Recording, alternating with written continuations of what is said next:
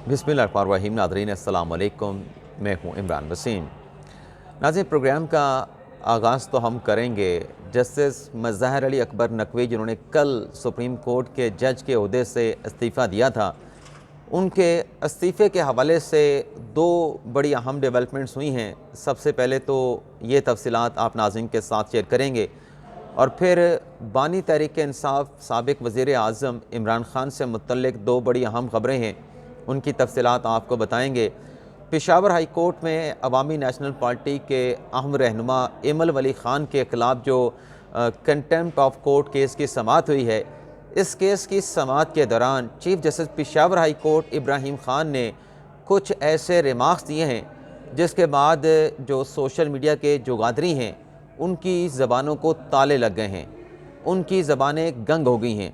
तो आज Peshawar high court में चीफ जस्टिस इब्राहिम ख़ान साहब ने ऐसे क्या रिमार्क्स दिए हैं कि वो जो सोशल मीडिया के ऊपर तूफ़ान बर्पा करते हैं, आज वो मुकम्मल तौर पे खामोश हैं, आज वो कोई बात नहीं कर रहे। और फिर एमल वली ख़ान की पेशी के मौके पर जो तोड़ फोड़ हुई और जो PTI के एक रहनुमा को जो तशद्दुद का मुबैना तौर पर निशाना बनाया गया, उस पर भी हम बात करेंगे। तो नकवी साहब की ख़बर से नाज़रीन प्रोग्राम का आगाज़ करते हैं, लेकिन नाज़रीन एक आपके साथ शेड्यूल भी शेयर कर लें कि आइंदा आने वाले दिनों में हम रोज़ाना के 3 वीलॉग करते हैं। एक हम कोई 1:30-2 बजे पब्लिक करते हैं, दूसरा 5, साढ़े 5 या 6 बजे पब्लिक होता है, और तीसरा रात 9:15, साढ़े 9 बजे हम पब्लिक करते हैं। लेकिन मेरी अब कोशिश ये होगी कि दिन में हम सिर्फ 2 वीलॉग किया करेंगे, 2, ढाई, 3 बजे इसको पब्लिक करेंगे और रात का जो है वो 9, सवा 9 बजे पब्लिक करेंगे। और जो तीसरा वीलॉग है वो हर दिन के आगाज़ में सुबह 7 बजे पब्लिक किया करेंगे। लेकिन ये अभी मैंने प्लान जो है वो शेड्यूल किया है, ऐसा ऐसा इस प्लान के ऊपर मैं आऊँगा। आज भी मैंने सुबह 7 बजे एक वीडियो पब्लिक की है, अगर आप नाज़रीन ने नहीं देखी तो उसको ज़रूर जो है वो देखें और उसके ऊपर अपने कमेंट्स भी दें, अपनी राय का इजहार भी करें। और वीडियो अगर पसंद आती है तो दोस्तों के साथ इसको ज़्यादा से ज़्यादा लाइक करके शेयर भी करें। तो नकवी साहब का नाज़रीन कल इस्तीफ़ा आया, उसके बाद फिर जो दिफा वाले आए कि नकवी साहब ने बड़े इज़्ज़त का रास्ता अख्तियार किया है।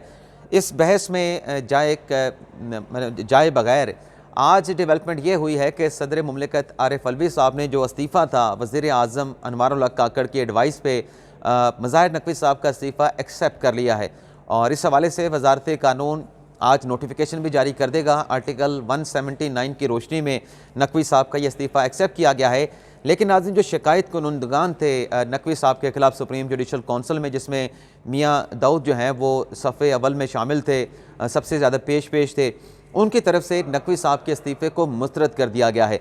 और मियाँ दाऊद ने इस बात का ऐलान किया है कि मैं इस इस्तीफ़े को एक्सेप्ट नहीं करता, इस इस्तीफ़े को नहीं मानता। जो उनके ऊपर मुबैना करप्शन के जो इल्ज़ामात हैं, जो आमदन से ज़्यादा असासाजात के जो एलिगेशंस हैं, इसके ऊपर मैं कार्रवाई चाहता हूँ। तो उन्होंने कहा कि मैं एक तो आइनी दरख्वास्त सुप्रीम कोर्ट में दायर करूँगा, जिसमें सुप्रीम कोर्ट से दरख्वास्त करूँगा कि नहीं, नकवी साहब के इस्तीफ़े के बाद ये मामला क्लोज़ नहीं होना चाहिए, चैप्टर बंद नहीं होना चाहिए, इस पर फर्दर कार्रवाई होनी चाहिए। और साथ में उन्होंने नैब से भी रजू करने का इंदिया दिया है कि वो नैब में भी नसर नकवी के असासों के हवाले से रजू कर सकते हैं, वहाँ पर भी कंप्लेंट फ़ाइल कर सकते हैं। तो आज सुप्रीम जुडिशल कौंसिल का इजलास भी है, उसमें भी आज ये इस्तीफ़ा नकवी साहब का पेश किया जाएगा। अटॉर्नी जनरल की तरफ से और शिकायत कुनंदगान की तरफ से ये बात पे की जाएगी कि क्या इस्तीफ़ा देने के बाद जो इल्ज़ामात हैं वो ख़त्म हो गए, क्या जज साहब को क्लीन चिट मिल गई, या इस पर फर्दर प्रोसीड होना चाहिए। तो देखते हैं सुप्रीम जुडिशल कौंसिल के इजलास में जो भी कार्रवाई होगी वो नेक्स्ट व्लॉग में आप नाज़रीन की खिदमत में पेश करेंगे। इसके अलावा नाज़रीन, साइफ़र केस की आज इस्लामाबाद हाई कोर्ट में समाअत हुई है। और साइफ़र केस जो कि दिसंबर के आखिरी दिनों में इस्लामाबाद हाई कोर्ट में ज़ेर समाअत आया था, और उसके बाद जो साइफ़र केस के अडयाला जेल में समाअत है, जज अबुल हसन ज़ुल्करनैन साहब को फर्दर प्रोसीड करने से रोक दिया गया था। लेकिन आज इस केस में इस्लामाबाद हाई कोर्ट ने इमरान ख़ान के ख़िलाफ़ जो साइफ़र के इल्ज़ामात हैं, जो शाह महमूद के ख़िलाफ़ साइफ़र के इल्ज़ामात हैं, उस पर खसूसी अदालत को जज अबुल हसन ज़ुल्करनैन को प्रोसीड करने की इजाज़त दे दी गई है। इमरान ख़ान के ख़िलाफ़ अदालती कार्रवाई को आगे बढ़ाने का इस्लामाबाद हाई कोर्ट ने फ़ैसला दे दिया है। बहुत अहम फ़ैसला है नाज़रीन, क्योंकि अब इस डेवलपमेंट के बाद, क्योंकि अभी भी मैंने सोशल मीडिया पे देखा है कि जो एक नुक्ता या एक रंग दे के बयान किया जा रहा है कि इन कैमरा कार्रवाई को ख़त्म कर दिया गया है। आज इस्लामाबाद हाई कोर्ट ने गो के जो हुक्म इम्तना था वापस ले लिया गया। अटॉर्नी जनरल ने यकीन दहानी कराई कि जो इन कैमरा प्रोसीडिंग के हवाले से 14 दिसंबर का ऑर्डर हुआ है, उसके बाद जितने भी बयानात रिकॉर्ड किए गए हैं 13 गवाहों के, वो दोबारा से रिकॉर्ड करेंगे। लेकिन अदालत ने साथ में इन कैमरा प्रोसीडिंग के हवाले से ये कह दिया है कि प्रोसीजर, तरीक़ाकार, मैकेनिज़्म को फॉलो करते हुए अगर किसी मौके पे ये कार्रवाई इन कैमरा करनी है, मीडिया को बाहर भेज के, दूसरे लोगों को बाहर भेज के, तो आपको करने की इजाज़त है, लेकिन तरीक़ाकार जो है वो आपको फॉलो करना होगा। आज जब नाज़रीन अदालती कार्रवाई का आगाज़ हुआ तो सलमान अकरम राजा साहब पेश हुए, अटॉर्नी जनरल पेश हुए। सलमान अकरम राजा साहब ने कहा कि 14 दिसंबर के बाद की जितनी भी अदालती कार्रवाई है उसको कलअदम करार दिया जाए, और सलमान अकरम राजा साहब ने अटॉर्नी जनरल के मौक़िफ़ को अदालत के सामने रखा कि एजी साहब ने इस बात को तस्लीम कर लिया है कि 14 दिसंबर का जो ऑर्डर है वो दुरुस्त नहीं था। अटॉर्नी जनरल साहब ने यकीन दहानी कराई कि 14 दिसंबर के बाद जिन 13 गवाहों के बयानात रिकॉर्ड हुए हैं उनके बयानात जो है वो दोबारा रिकॉर्ड कर लिए जाएंगे। तो इस यकीन दहानी पर अदालत ने जो खुसूसी अदालत का 14 दिसंबर का इन कैमरा कार्रवाई का ऑर्डर था उसको कलअदम कर दिया, और हुक्म इम्तना भी अदालत की तरफ से जब आपने केस डिस्पोज ऑफ कर दिया तो हुक्म इम्तना भी वापस ले लिया। अब नाज़रीन, अब जो हाई कोर्ट में आज समाअत हुई है और जो हुक्मनामा अदालत ने दिया है, तो ये हुक्मनामा तो आखिरी समाअत पे भी हो सकता था, क्योंकि जो बात आज अटॉर्नी जनरल साहब ने की, जो यकीन दहानी आज अदालत को करवाई, तकरीबन यही बात वो गुज़िश्ता समाअत पे भी कर रहे थे। लेकिन आखिरी समाअत में नाज़रीन जो हुक्मनामा जारी किया गया, गालिबन 25, 26 या 27 की डेट थी जब ये स्टे ऑर्डर जारी हुआ था, 26 या 27 की डेट थी, तो उसके बाद कितने दिन गुजर गए। तो ये अगर दिन ज़ाया ना होते और उसी रोज़ इसी किस्म का फ़ैसला आ जाता तो मेरे ख्याल से ये केस ना आज किसी न किसी करवट जो है वो बैठ चुका होता या कंक्लूड होने के करीब हो चुका होता। लेकिन बहरहाल देर आयत दुरुस्त आयत, और स्टे ऑर्डर जो है अदालत ने वापस ले लिया है। इसके अलावा नाज़रीन इमरान खान के खिलाफ जो GHQ का नया मुकदमा, जिसमें 12 केसेस में इमरान खान की गिरफ्तारी डाली गई, कल इमरान खान साहब को इन्वेस्टिगेट भी किया गया, और उस इन्वेस्टिगेशन में इमरान खान साहब ने क्या कहा, ये तफसीलात में जो सुबह मैंने वीलॉग किया उसमें बताया कि खान साहब ने जो बयान दिया है, जो तफ्तीशी टीम वहाँ पर गई थी, कि उसके बाद जो पहले वाला खान साहब का स्टेटमेंट था अपने 9 मई के वाक़यात के हवाले से, वो खान साहब ने वापस लिया है। लेकिन ये स्टेटमेंट से पीछे हटना खान साहब के लिए क्यों संगीन नताइज का बायस बन सकता है, तो आप हमारा प्रीवियस वीलॉग जो आज सुबह 7 बजे ने पब्लिक किया है वो ज़रूर देखिएगा, जिसको भी इस मामले को कुछ थोड़ी सी दिलचस्पी है कि खान साहब ने तफ्तीशी टीम को क्या स्टेटमेंट दिया है। तो आज तफ्तीशी टीम ने जो रिपोर्ट थी कल को इमरान खान साहब को इन्वेस्टिगेट करने के हवाले से, वो रिपोर्ट अदालत के सामने रखी। इजाज़ आसिफ साहब हैं ATC अदालत के जज, उन्होंने इस केस की समाअत की, और तफ्तीशी की तरफ से, पुलिस की तरफ से 30 दिन का जिस्मानी रिमांड साबिक वज़ीर आज़म इमरान खान का मांगा गया कि हमने तफ्तीश करनी है तो 30 दिन का जिस्मानी रिमांड दिया जाए। लेकिन जज साहब ने इमरान खान साहब के जिस्मानी रिमांड की जो इस्तदा थी उसको मुस्तरद कर दिया, और 14 दिन के लिए इमरान खान साहब को जुडिशल कर दिया गया है। और इसके साथ साथ आज की अदालती कार्रवाई में जहाँ के प्रोसिक्यूशन साइड पेश हुई है, तफ्तीशी टीम पेश हुई है, तो इमरान खान की तरफ से उनके जो वकला थे मलिक फैसल और लतीफ़ खोसा के जो बेटे हैं जूनियर खोसा, शहबाज खोसा, वो पेश हुए, और ये आज की अदालती कार्रवाई जो GHQ हमला केस के हवाले से इमरान खान के खिलाफ हुई है।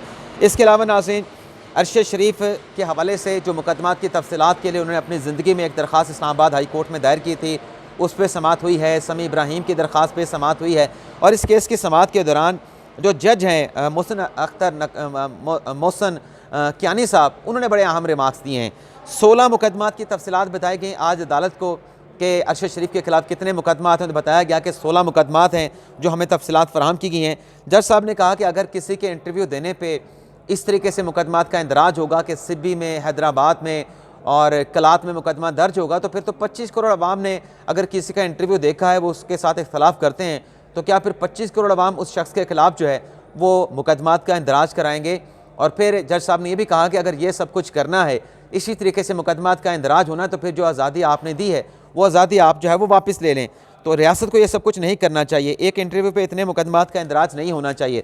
तो इस केस की समाअत भी अरशद शरीफ साहब के हवाले से 14 फरवरी तक मुलतवी करते हुए जज साहब ने हुकूमत से, मुतल्लिका इदारों से रिपोर्ट जो है वो तलब कर ली है। अब आ जाते हैं जो एमल वली खान केस की, तौहीन अदालत केस की पेशावर हाई कोर्ट में समाअत हुई है। नाज़रीन इस केस की समाअत से पहले जो एमल वली खान है अवामी नेशनल पार्टी के सदर हैं, पेशावर हाई कोर्ट में पहुंचने से पहले उन्होंने स्टेटमेंट दिया, मीडिया पे गुफ्तगू करते हुए कि जो उन्होंने स्टेटमेंट दिया था वो अपने अल्फाज पे कायम है, और आज वो पेशावर हाई कोर्ट अदालत के सामने पेश होंगे।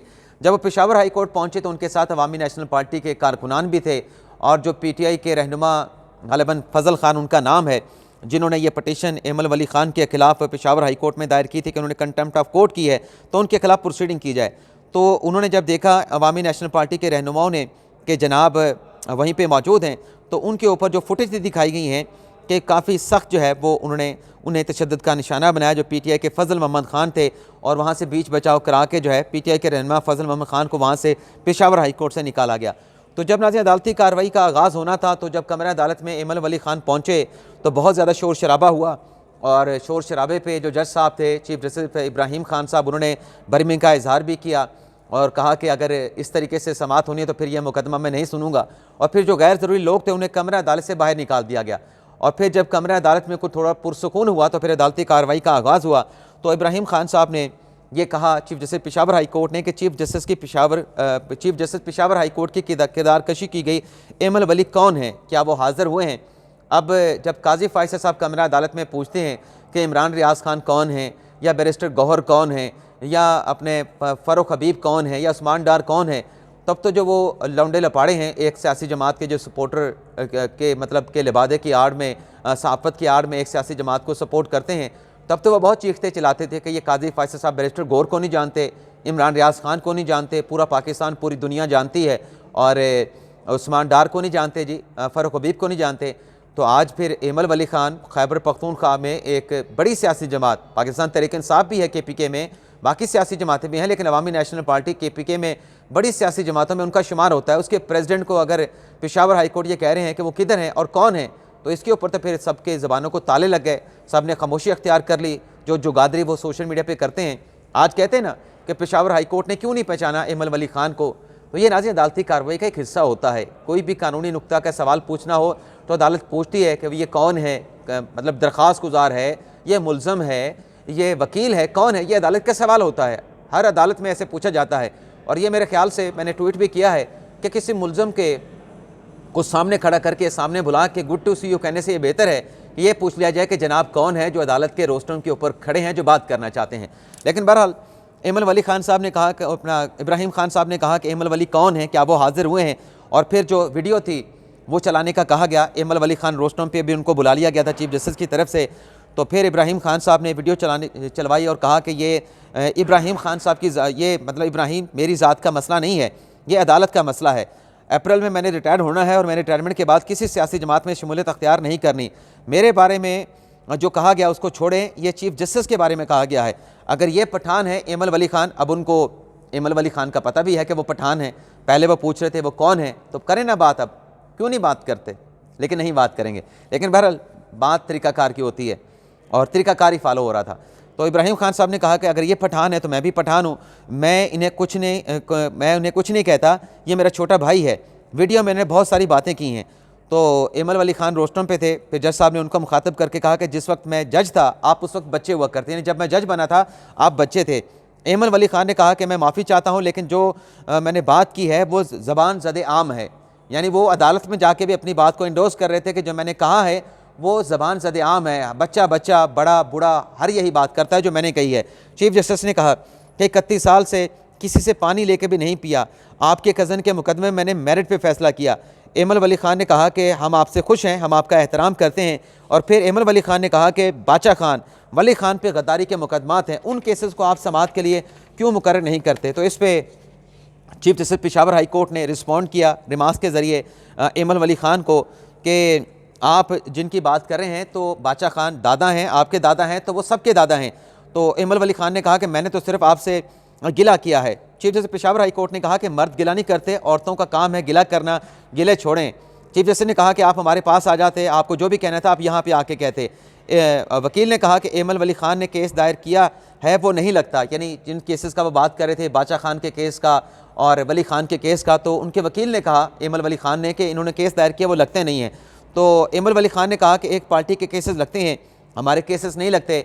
तो यही बात वो कमरा अदालत के बाहर स्टेटमेंट भी कह रहे थे, लेकिन अदालत में जाकर भी उन्होंने यही बात की, जिस पर चीफ जस्टिस ने कहा कि आपका केस 2 दफ़ा लगा, आपके वकील पेश नहीं हुए, इसी वजह से आपके मुकदमात की समाअत मुलतवी हुई। आप मेरे पास कभी आए हैं कि ये केस समाअत के लिए मुकर्रर नहीं हुआ, इसको समाअत के लिए मुकर्रर करें।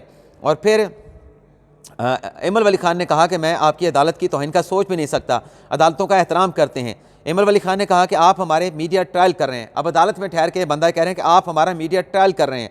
चीफ जस्टिस ने कहा कि आप बहस कर रहे हैं तो मैं इस केस को लार्जर बेंच में भिजवा देता हूं। वकील ने कहा कि हम माजरत करते हैं, अदालत ने हमें तहम्मुल से सुना है। फिर चीफ जस्टिस ने कहा कि बाचा खान वली ख़ान सिर्फ आपके दादा नहीं, वो हम सबको उनको दादा समझते हैं। आप बाहर जाएं और इसी अंदाज में अपना बयान दें जो आपने कहा है उसकी तरदीद करें। तो इसके बाद एमल वली खान कमरा अदालत के बाहर आए और उन्होंने जैसा कि अदालत में कहा था कि हम आपसे गिले शिकवे करने के लिए आए हैं, लेकिन जब बाहर आए और मीडिया के साथ गुफ्तगू की तो एमल वली खान ने कहा कि देखें, मैं अपने बयान पर कायम हूँ, गिला था चीफ जस्टिस से, गिला है और गिला रहेगा। मेरी बात कौम और रियासत की तर्जुमानी है। शायद अल्फाज की मुनासबत से गर्मी मैंने दिखाई है। अदालत में पेशी के बाद अवामी नेशनल पार्टी के सूबाई सदर एमल वली खान का बयान, यानी वो बाहर आकर भी वही बात कर रहे थे जो कमरा अदालत में उनकी तरफ से की गई। तो ये नाज़रीन हमारा आज का व्लॉग है। इसके अलावा नाज़रीन लाहौर हाई कोर्ट में कुछ अहम डेवलपमेंट्स हुई हैं।